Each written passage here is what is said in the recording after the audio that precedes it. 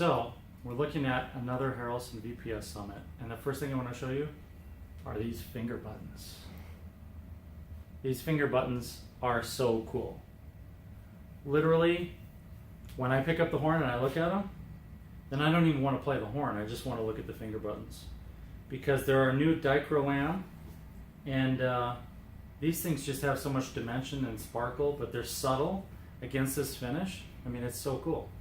I wanted to show you that. I also wanted to ask you, where does the mouthpiece end and the receiver begin? My mouthpiece I made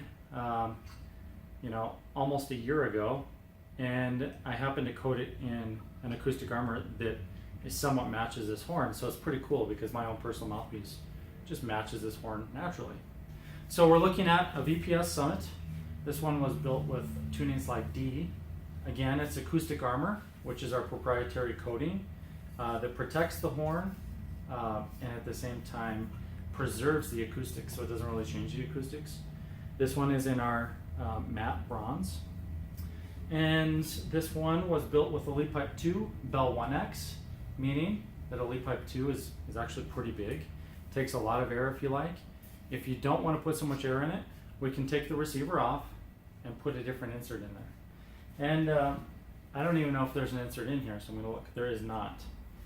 So I'm going to put my favorite insert in this horn, just snap it on the end there, screw the receiver back on, and then we're in business. We can play the horn.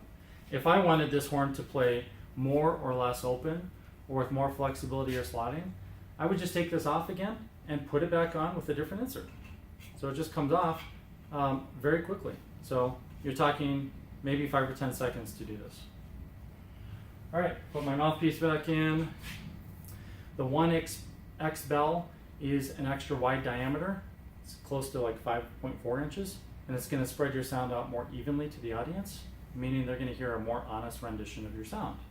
So you don't have to worry about laser beam focus anywhere, because everyone in the auditorium or the club or wherever you are is going to hear you somewhat more equally than normal. The last thing I'll mention on this horn is that when we were prepping it for acoustic armor, we missed a couple spots where we still had some acetone, because we use acetone to clean the whole horn, and we hadn't cleaned all the acetone off. And what happened was the gases from that bubbled up underneath right here. So that little joint right there and right there have a couple little bubbles in the finish. Everything's stable, it's secure, it's cured, it's perfect, but they look like little tiny bubbles. So I think we discounted this horn quite a bit just because of that little thing.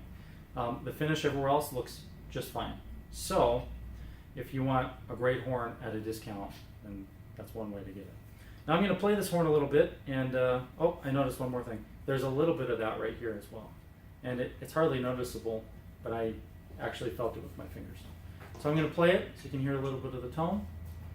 And even if you're not shopping for this particular horn, or if you're considering ordering a Harrelson trumpet custom, then you can hear this configuration of a Leadpipe 2 Bell 1X.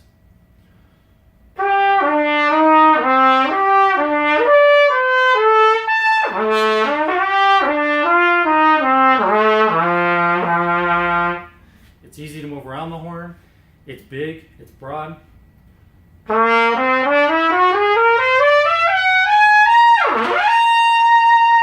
I can push it pretty hard. That was a high C about forte, and I feel like I'm putting about that much energy into it. So if I were to really push, it could be huge, and I'm going to play it soft.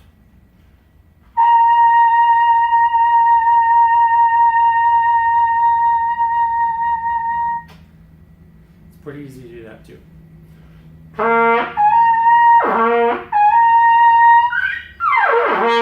So you can put as little or as much as you want into it.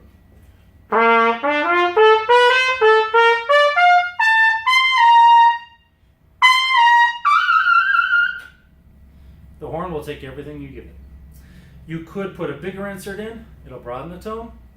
You could have a smaller insert and it'll make the upper register easier, and that's the beauty of the Venturi gap system that is on this horn. So here we have the VPS Summit in bronze acoustic armor, Leadpipe 2 Bell 1X.